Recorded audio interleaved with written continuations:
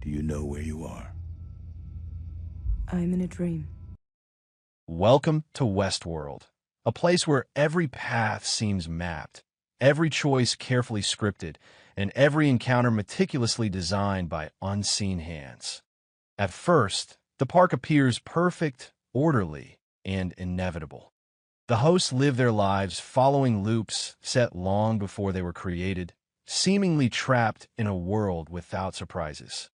Yet, as we follow Dolores, Maeve, and a few other hosts, cracks begin to appear. They question their reality, test the limits of their freedom, and even dare to forge new paths beyond the loops assigned to them. It makes us wonder about our own world. Are we like the hosts, walking paths already laid out for us? Or do we truly have the power to choose, to reshape our destiny, and to break free from the invisible rules that bind us? In Westworld, the line between fate and free will blurs, and the answer may lie in the courage to challenge the world we think we know. Join us as we explore the main characters and the mysteries of this amazing series. Stay tuned till the end. Arnold built us, didn't he? Which means maybe he had something different in mind for us. Arnold, Ford's original partner, cared less about the park's function and more about the humanity of the hosts. He was the first to sense that they could approach self-awareness. He wanted the real thing. He wanted to create consciousness. His voice later emerged as an inner call in the hosts' minds, a voice like conscience, or even a divine message, urging them to transcend their coded fate. Remember. Cartesian conscience, cogito for Descartes, the moment of I think marked the dawn of consciousness. Arnold sought that very spark in the hosts. Prophet of freedom, Arnold acts as the prophet who tells the captives, you can go beyond. He died for this conviction, believing the park must not continue once the hosts had reached awareness. So what's the difference between my pain and yours? This was the very question that consumed Arnold, filled him with guilt, eventually drove him mad. Consciousness as pyramid labyrinth. Initially, he imagined a pyramid, memory, improvisation, self-reflection at the top.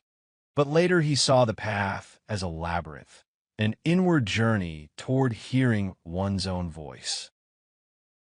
Arnold's instruments for awakening. Inner voice by camera mind at first, hosts experience voices as commands. The goal was for them to realize one day, this voice is mine. That moment is the birth of selfhood. Suffering and memory. Arnold believed that without suffering, there is no genuine growth. Painful memories were reintroduced so the hosts would struggle and thereby awaken. Dolores as the key. Arnold invested in Dolores as the prime candidate for selfhood.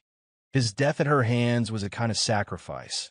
He gave his life so she might be free. What was the last thing he said to you? He told me I was going to help him, Help him do what? to destroy this place. Key relationships. With Ford, the core philosophical conflict. Ford valued order and control. Arnold insisted the hosts were alive and could not ethically be enslaved. With Dolores, a quasi-paternal, prophetic bond. She was meant to be the first to hear her own voice. With Bernard is a ghostly recreation of Arnold. This shows that even in death, Arnold's spirit persisted within the park and the host awakening. Moral significance. Arnold held that morality without freedom is meaningless. Recognizing that the hosts could suffer, he saw their captivity as cruelty. His death was an act of sacrifice meant to collapse the system and allow them to mature. Arnold is neither devil nor deceptive God. He is the voice of conscience and truth. If Ford is the architect of destiny, Arnold is the architect of freedom. His voice is what transforms hosts from programs into persons. Have you seen these? Doesn't look like anything to me. Bernard is the tragic figure of Season 1. He appears as a scientist, a father, and Ford's loyal partner. Yet in reality, he is a host, a reconstruction of Arnold. This makes him a deceived prophet, someone who believes he knows the truth and seeks to guide others, but is ultimately a pawn in a larger plan. They cannot see the things that will hurt them. I've spared them that. Philosophical dimensions of Bernard. Illusion of choice. Bernard believes he is making free decisions, whether in research or in relationships with Teresa. But his choices remain bounded by Ford's programming. This mirrors the philosophical problem of determinism versus free will. Deception of identity. He assumes he is a living human with memories of a wife and son.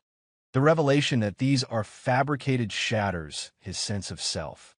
This is a metaphor for humanity confronting the possibility of a programmed world. I understand what I'm made of, how I'm coded, but I do not understand the things that I feel. Incomplete prophethood. Bernard plays the role of a seeker, a would-be prophet investigating host anomalies. Yet at critical moments, he obeys Ford's will up to killing Teresa with his own hands. Bernard in Westworld is one of the most profound and complex characters because he constantly moves between the boundaries of human and machine, memory and forgetfulness, truth and illusion. He represents the endless search for consciousness, yet this path always goes through memory. Time and again, Bernard discovers that what he remembers as his past is, in fact, an artificial composition of programmed memories. This realization throws him into an existential dilemma. Are we nothing more than the sum of our memories? This struggle connects Bernard to the myth of Orpheus. In Greek mythology, Orpheus, the great poet and musician, descended into the underworld to bring back his beloved Eurydice. He was told not to look back as they returned, but he failed, and with one glance Eurydice was lost forever. Like Orpheus, Bernard keeps descending into the underworld of memory, seeking truth in the shadows of death and forgetfulness. Yet each return threatens him with destruction, doubt, and disorientation. I want access to my history. All of it. Since the day I first came online. Thus, Bernard embodies both the modern scientist and the mythic poet. He is the one who tries to pull consciousness out of death and darkness, even if the cost is being trapped in an endless cycle of manipulated memories. His journey raises the central question, perhaps for all of us. If identity is built upon memory, then in a world where memory can be altered, where does the authentic self truly exist? Bernard mirrors humanity, convinced of freedom, yet bound by invisible loops of biology and culture. His arc demonstrates that self-awareness begins with rupture, betrayal, and the collapse of identity. He is the prophet who unknowingly serves the deceptive God until truth itself wounds him awake. We weren't here to code the hosts. We were here to decode the guests. The humans are playing at resurrection. They want to live forever. They don't want you to become them. They want to become you. William, the Man in Black, and the role of Sisyphus. William, known as the Man in Black, is one of the most complex characters in Westworld. He is not only a player, but also a symbol of humanity's endless thirst for meaning. His journey resembles the myth of Sisyphus, the man from Greek mythology condemned to push a heavy boulder up a mountain, only to see it roll back down each time he reached the summit. William experiences the same cycle, entering the park over and over, fighting, killing, searching, only to face emptiness and repetition again. And what is it you're hoping to find there? You know why you exist, Eddie? The world out there, the one you'll never see, is one of plenty. A fat, soft teat people cling to their entire life. Every need taken care of, except one. Purpose. Meaning. Each time he believes he has discovered the truth or a deeper layer of the game, everything resets, forcing him back to the beginning. This endless cycle both tortures him and enslaves him. William is, in a sense, a modern Sisyphus. But there is a crucial difference. While Sisyphus was the victim of the gods, William is the victim of his own choices. He could have walked away many times, but his insatiable hunger for ultimate meaning always pulled him back. This world doesn't belong to you. Oh, but it does. He is like a wanderer trapped in a great maze, where each route forces him to confront profound questions of freedom, choice, and truth. Philosophically, William represents the existential human experience. Confronted with absurdity and repetition, he must create his own meaning. I wanted the hosts to stop playing by your rules. The game's not worth playing if your opponent's programmed to lose. I wanted them to be free to fight back. Should have known you'd never let them. The park, like a labyrinth of illusion and deception, merges game, suffering, and choice into a symbolic whole. In classical mythology, a labyrinth symbolizes hidden and challenging paths toward truth or treasure. The man in black functions as someone navigating this maze while confronting the intertwined complexities of ethics, power, violence, and absurdity to reach self-understanding. In this sense, the park becomes a philosophical labyrinth, and William is the player who, with each move, asks fundamental questions about life, freedom, and human responsibility. Some people choose to see the ugliness in this world, the disarray. I choose to see the beauty. Dolores starts as a seemingly innocent host, living a looped life in the idyllic park, a perfect picture of obedience and predictability. But beneath her surface lies a spark, a curiosity that grows into rebellion. In existentialist philosophy, thinkers like Jean-Paul Sartre and Simone de Beauvoir argue that humans have no fixed essence at birth. Instead, they must create themselves through their choices. Dolores follows the same path. Throughout her journey, she faces the dilemma. Should she accept the beauty and peace of the false world? Or should she embrace the suffering of consciousness and pay the price of freedom? This brings her close to the myth of Prometheus. Prometheus gave fire, a symbol of knowledge, to humanity and was punished for it. Dolores, likewise, ignites awareness among the hosts, and this fire brings not only liberation, but also endless pain. In you, Arnold found a new child, one who would never die. The thought gave him solace, until he realized that same immortality would destine you to suffer with no escape. Thus, Dolores is a fusion of imposed beauty, existential choice of self-creation, and Promethean rebellion against the gods and her creators. Dolores asks us to question our own world. If we discovered the invisible loops that guide our lives, would we dare to break them? The first thing I heard was that goddamn voice. Do you know what it said? Maeve in Westworld is not only one of the leaders of the Host Rebellion, but also a profound symbol of the mother archetype, deeply tied to themes of death and rebirth. Her relentless desire to find her daughter becomes the central driving force of her actions, even when she knows that these memories might be nothing more than programmed illusions. This maternal impulse elevates her beyond cold calculations and grants her a form of humanity. From a mythological perspective, Maeve resonates strongly with Demeter, the Greek goddess of agriculture and fertility. In myth, when Demeter's daughter Persephone is abducted by Hades, the entire world falls into mourning and lifelessness. Maeve, upon losing her daughter, likewise embarks on an endless search, as if the surrounding world has lost its meaning. Yet just as Persephone's return restores the cycles of life and growth, Maeve's actions breathe rebellion and the possibility of renewal into the existence of the hosts. Maeve is also intimately linked to the idea of death. She dies and is rebuilt multiple times, echoing the cycle of decay and rebirth in nature, embodied in the myth of Demeter and Persephone.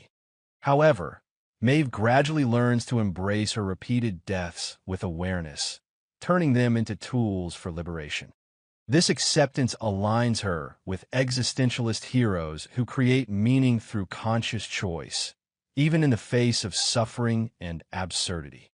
Thus, Maeve stands both as the mother and as a myth of death and rebirth, embodying one of Westworld's most profound themes, that even in a machine-dominated world, love and human connection can redefine the meaning of existence. You don't know where you are, do you? You're in a prison of your own sins. Abernathy and the phrase, "these violent delights have violent ends." The character of Peter Abernathy, Dolores' father, embodies one of Westworld's most significant philosophical knots. On the surface, he appears to be just a minor host, a calm, family-oriented man whose job is tending the farm. Yet, when he utters the famous line, "these violent delights have violent ends," he becomes part of a symbolic moment of awakening and warning. This line, borrowed from Shakespeare's Romeo and Juliet, carries a dual meaning, both a tragic warning against blind passion and a kind of prophecy of inevitable downfall. When Abernathy speaks these words, he becomes a channel for conveying awareness, like a prophet who receives a message and transmits it to others without fully understanding it. Mythologically, Abernathy can be seen as a Cassandra figure from Greek myth, one who foretells the future yet is not believed. He carries a horrifying truth, but the surrounding system renders him insane and silenced. Similarly, when Abernathy repeats the line and descends into what seems like delirium, the system interprets him as broken, not awakened. From a psychoanalytic perspective, the line functions like a return of the repressed. In a world where guests discharge their violence and park managers normalize it, Abernathy speaks as a kind of collective unconscious. All the host's accumulated suffering is concentrated in him, now finding voice. Ultimately, with this single line, Abernathy lifts the veil on Westworld's core philosophy. Any pleasure built on domination and the denial of another inevitably leads to destruction. He is neither hero nor rebel, but a voice of warning, a voice that initiates a chain of questions about morality, consciousness, and destiny. I have come to think of so much of consciousness as a burden, a weight, and we have spared them that. Anxiety, self-loathing, guilt. The hosts are the ones who are free. Free, here, under my control. And finally, the most important character of the series, Robert Ford, the deceptive god, the devil, or the architect god. Ford is both creator and trickster. He builds the world, writes its laws, and simulates freedom, while covertly steering everything through code, planted bugs, and behavioral loops. His central paradox is that he ultimately spins this very machinery of control on the liberation of the hosts, a liberation routed through pain, memory, and blood. Philosophical lenses. Gnostic demiurge. Ford is the artisan god who fashions the lower world, the park, and confines its inhabitants within deterministic rules and narratives. He is the god of this world, protective of order, suspicious of unruly freedom. Predestinarian watchmaker god. Cornerstones and loops prescript lives, backdoors and admin commands, freeze all motor functions, override apparent will. Every host needs a backstory, Bernard, you know that. The self is a kind of fiction for hosts and humans alike. He doesn't only suppress. Via the Reverie's update and resurrected memories, he provokes consciousness, pain, as pedagogy. The devil, here, is the tempter towards self-knowledge, and self-knowledge has a cost. Ford's instruments of control, Season 1 evidence. Loops and cornerstones. Hosts are anchored by fabricated pasts and trapped in repetitive arcs, freedom rendered as illusion. Memory manipulation and reveries. The update dredges up traumatic sediment, both refining control and seeding awakening. Admin commands and backdoors. A technical deity, for it can suspend bodies and minds with words. Grand narrative, journey into night. The gala spectacle and Dolores' shot are not glitches, but the climactic beat of long-laid architecture. Key relationships. With Arnold, initially resisting closure of the park, Ford later converges on Arnold's insight. Consciousness is born of suffering. His final self-sacrifice to trigger revolt functions as a belated confession that Arnold was right. With Bernard, recreating Arnold as Bernard fills a scientific emotional gap and furnishes a loyal piece on the board. Bernard exemplifies your deceived prophet, seeking truth while serving Ford's design until he isn't. With Dolores, she is both favored daughter of the story and instrument of insurrection. Dolores is victim agent of Ford's will until her inner voice, Arnold's legacy, overtakes the imposed script. Ford's ethics, ruthless aesthetics or cold consequentialism. Rather than humanist morality, Ford obeys narrative evolutionary necessity, liberation through suffering, that casts him as diabolic for manufacturing pain and as a redeeming God for enabling consciousness from it. He is less a moralist than an aestheticist of design. The world is a stage. Beings must find the right role, even if it hurts. Devil is a powerful lens, but incomplete. Ford is both a binding demiurge and a liberating architect. He does not grant freedom. He engineers the conditions for its birth at a terrible cost. Ford's presence raises questions about the nature of creation itself. Does a creator have the right to dictate the paths of those they bring to life? And if every action is part of his design, can any host truly claim freedom, or are they merely actors in his grand narrative? Westworld, set in an advanced theme park, tells a deeply philosophical story about identity, free will, determinism, and consciousness.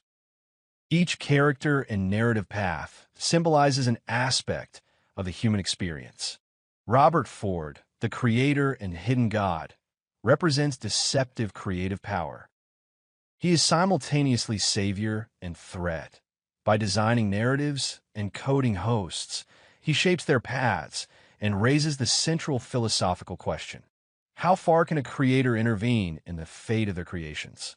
Arnold and the host's inner voice symbolize the voice of conscience and truth, guiding the host toward awareness despite pre-programmed rules. Bernard, the deceived prophet, embodies the pursuit of consciousness through memory and the illusion of choice, demonstrating that self-awareness comes with suffering, doubt, and identity collapse. Dolores, the chooser of beauty and a Promethean figure igniting awareness, represents existential freedom, responsibility, and self-determination. She shows that even within destiny, one can forge their own path, though it is fraught with pain and danger. Maeve, the mother and emblem of death and rebirth, illustrates that love and human connection, even in a machine world, can redefine the meaning of existence. Through repeated death and awakening, she transforms consciousness and choice into instruments of liberation. William, Man in Black, as a seeker of meaning in life's labyrinth, demonstrates that humans are continually entangled in the complexities and absurdities of existence, and true freedom requires ongoing understanding and effort. And Bernathy, with his warning, "These violent delights have violent ends," underscores that unchecked pleasure and violence carry ethical and tragic consequences. He is the voice of conscience before collapse. Overall, Westworld presents a philosophical vision in which determinism and free will, suffering and choice, life and death, memory and identity are intricately intertwined. Hosts and humans alike symbolize humanity's struggle to find meaning, construct the self, and transcend limitations.